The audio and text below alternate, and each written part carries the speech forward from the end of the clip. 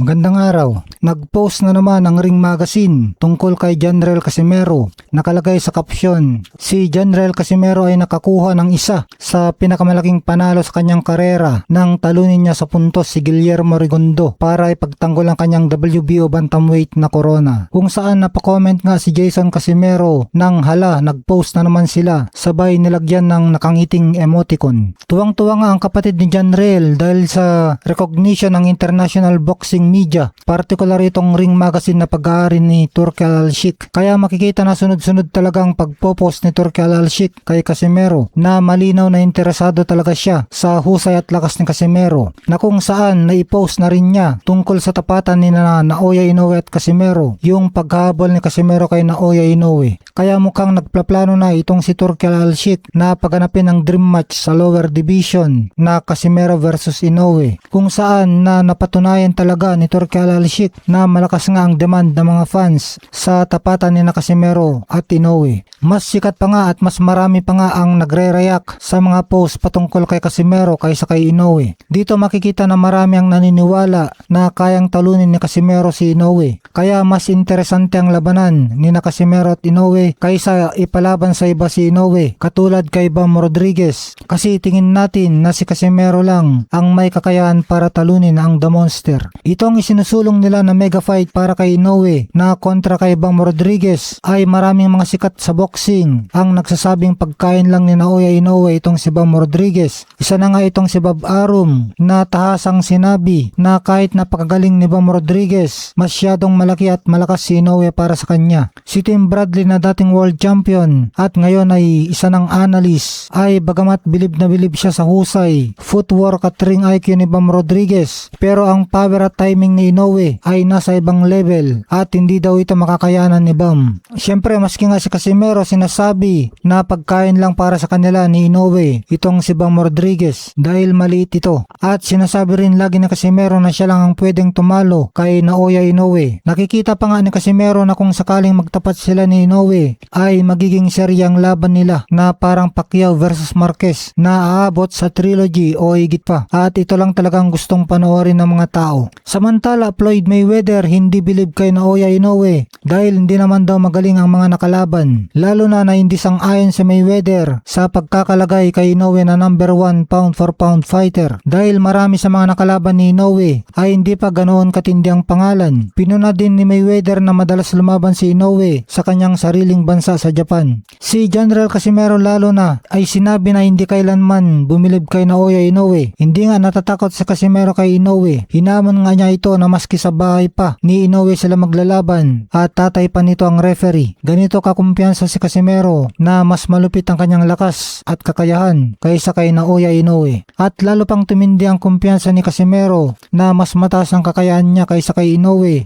nang mas malupit na naging panalo niya sa parehas nilang nakalaban na si Luis Nery, kung saan 4 na round lang tinapos ni Casimero si Nery, samantalang si Inoue 6 na round ang kinailangan. Mas madaming beses din pinatumba ni Casimero si Nery, 6 na beses, samantalang si Inoue 3 beses lang. Magandang araw. Inoue pumalag na kay Casimero kahit walang belt. Kung dati ay hiningi ng promoter ni Naoya Inoue na si Hideyuki Ohashi na kailangang maging world champion muna ulit si Janriel Casimero, ay ngayon nga ay bukas na sila na ikasang laban kahit walang belt si Casimero. Pero may bagong kondisyon si Ohashi. Kailangan daw na magtala si Casimero ng sunod-sunod na panalo upang mapatunayang karapat-dapat pa rin siyang makaharap ni Inoue. Isa pang kondisyon ay dapat daw maipakita na may matinding demand mula sa mga fight fans na mapanood ang kanilang bakbakan. Ang problema ay kung marami pang laban ang hihilingin ng kampo ni Inoue dahil kalaban naman ni Casimero ang oras dahil siya ay 37 taong gulang na ngayon. Kung walang demand, mas gustong habulin ni Inoue ang mas malalaking laban tulad ng kontra kay Jesse Bam Rodriguez. Samantala, nagpost na naman ang Ring Magazine na pag-aari ni Turki Al-Sheikh tungkol kina Casimero versus Inoue. Dito makikita na talaga talagang interesado na si Turki Alalshik sa tapatan ni na General Casimero at Naoya Inoue. Ito ang bagong post ng Ring Magazine. General Casimero is still on the hunt for a rescheduled bout with Ring and undisputed junior featherweight king Naoya Inoue. Patuloy pa rin daw na naghahanap si General Casimero ng pagkakataon na muling may schedule ang laban niya kay Naoya Inoue. May dahilan kung bakit biglang naging aktibo ang The Ring Magazine sa pagpost patungkol kay General Casimero nitong mga nakaraang linggo. Kasunod ng naging impresibong knockout win ni Casimero laban kay Luis Pantera Neri sa Japan. Lumabas sa mga ulat na mismong si His Excellency Turki Alalshik na siyang nagmamayari ng The Ring Magazine ang nag-uutos na ites ang reaksyon ng merkado at ng mga boxing fans. Gusto niyang makita kung talagang marketable o papatok sa takilya ang tapatang Inoue versus Casimero para maging bahagi ng isang malaking Riyadh season card. At dahil dagsa ang komento at excitement mula sa mga Pinoy at Japanese fans, napatunayan na buhay pa rin ang interes sa laban na ito na unang naudlot noong 2020 dahil sa pandemya. Kaya dito makikita na malakas talagang demand sa Casimero versus Inoue. Kaya posibleng mapersa si Inoue na kalabanin na agad si Casimero. Magandang araw. Kakapost lang ni Casimero sa Facebook account niya ang isang poster kung saan nagpapakita na undercard sila ni Inoue sa mega fight of the century ni na Mayweather at Pacquiao, kung saan kinapsyonan ito ng "Paktay na, #EasyMeals" at sinamahan pa ng comment ni Casimero ng "Wag nang gumising para hindi mo ito makita, iyakan na." Ayon sa poster na $600 million ang halaga ng tapatan ni na Pacquiao versus Mayweather at undercard na Inoue versus Casimero. Ito na kaya ang sinasabi ni Casimero na big announcement soon na isinare nga ng Ring Magazine ang pahayag na ito ni Casimero. Abang-abang tayo sa mga susunod na update. Isinare nga din ang poster na ito ni current BKB champion Rolando D. At mensahe niya, "Yun, kung totoo man to, dapat maging masaya tayo lahat. Let's practice the culture of clapping for others people's success." Lalo na kung pinaghirapan naman nila. Quadralas, it's my boy, God bless bro, sa wakas. Kaya sa tono ng salita ni Rolando D, ay excited din siya na maglaban sina Casimero at Inoue. Talaga naman inaasahan na umaatikabong bakbakan ang mangyayari sa tapatan ng mga hari sa lower class division. Nakalagay na petsa para sa engkwentrong ito ay September 19, 2026 na gaganapin sa sikat na The Sphere sa Las Vegas, Nevada. Ipinost din ito ni Casimero sa isa pa niyang social media account at kinapsyonan niya ng "Shock to the world, oh my God." Panggulat daw ito sa mundo. Itong mega fight ng mga pinakamahusay na boksingerong Pilipino na sina General Casimero at Manny Pacquiao kontra sa hari ng pound for pound ngayon na si Japanese Naoya Monster Inoue at self-proclaimed the best ever American Floyd Mayweather. Sana nga maging totoo na ito para magkaalaman na.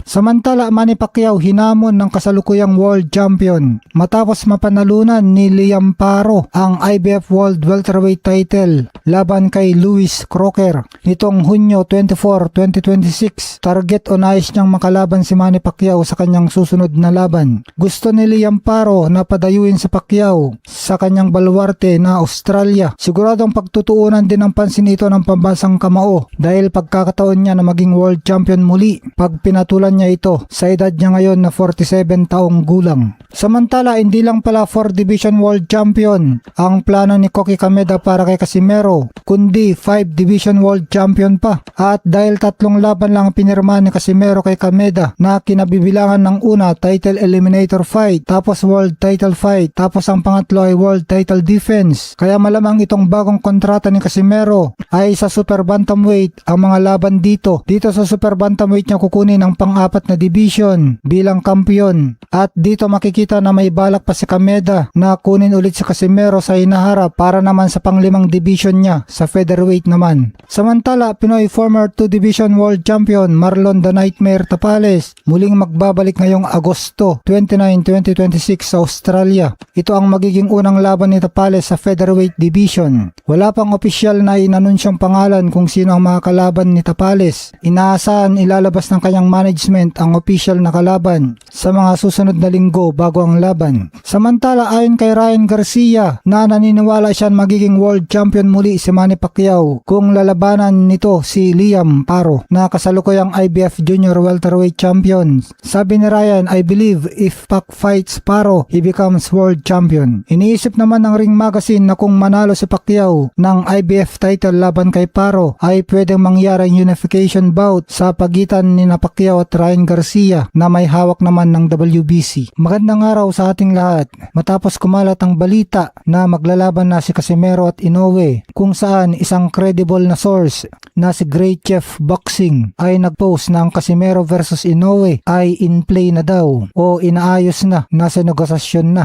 Ngayong araw naman ay nagkaroon ng meeting si Casimero at kanyang promoter na si Koki Kameda para sa next fight ni Casimero. Wala pang inilalabas sa pinag-usapan nila pero umaasa ang karamihan na sana si Naoya Inoue na ang susunod na kalaban ni Casimero. Abangan natin ang update sa naging usapan ni Casimero at promoter Koki Kameda. Pero kung hindi man si Inoue, marami pa rin naman magagandang opsyon katulad ng kay Murodjon Akhmadaliev na tingin natin na magandang salpukan din dahil parehas sila ni Casimero na matigas at may knockout power. Maganda rin na mapalaban si Casimero sa Japanese superstar na si Junto Nakatani kung saan ito nga ang gusto ng mga solid fans ni Inoue na makalaban ni Casimero. Tiwala daw kasi sila na kay Nakatani pa lang ay mapapatahimik na nila si Casimero. Ayaw daw kasi nilang ilaban ang idolo nilang si Inoue kay Casimero at baka daw yumaman ng gusto si Casimero. Nabibisit daw kasi sila sa sobrang ingay ni Casimero. Magandang araw. Casimero versus Inoue viral ngayon sa Japan. Hindi lang basta usap-usapan kundi laman na mismo ng mga malalaking news outlet sa Japan ang planong salpukan ni na General Casimero at Naoya Inoue. Ayon sa kumakalat na balita mula Yahoo News Japan, mukhang may kasunduan ng promoter ni Inoue na si Hideyuki Ohashi sa posibleng pagharap ng dalawang boksingero. Ibig sabihin na kung malalaking news outlet na sa Japan ang nagbabalita sa Casimero versus Inoue ay malaki talagang demand ng tapatan na ito. Dahil sa ngayon ay tinetesting ni Turki Al-Sheikh ang merkado kung patok ba sa mga tao ang Casimero versus Inoue. Nabasahan niya upang pondohan itong salpukan na ito. Ay mukhang napapatunayan na ni Turki Al-Sheikh na talagang madaming interesado sa baluarte mismo ni Inoue na maglaban sila ni Casimero. At napatunayan din ni Turki Al-Sheikh na napakalakas talaga ng hatak ni General Casimero dahil malayong mas madami ang nag-react na mga fans sa post ng Ring Magazine patungkol kay Casimero kaysa sa pinagsamang post kay Inoue at Bam Rodriguez. Kaya siguradong kikita ng gusto si Turki Al-Sheikh pag pinaganap niya ang Casimero versus Inoue. Sa ngayon ay positibo naman ang handler ni Inoue na si Hideyuki Ohashi dahil sinabi nito na open naman sila na labanan si Casimero. Basta tuloy-tuloy lang daw ang pagpapanalo ng angas ng Pinas at kailangan magkabelt daw ito bago nila kasahan ng laban. Pero may kumakalat naman sa ngayon na balita at may poster na nga. Pinost pa nga din ni Casimero mismo ito at sinabing nagulat ang mundo. Ito yung balitang undercard sina Casimero at Inoue kina Mayweather at Pacquiao. Kaya abangan natin ang susunod na pangyayari sa tapatan ni na Inoue at Casimero.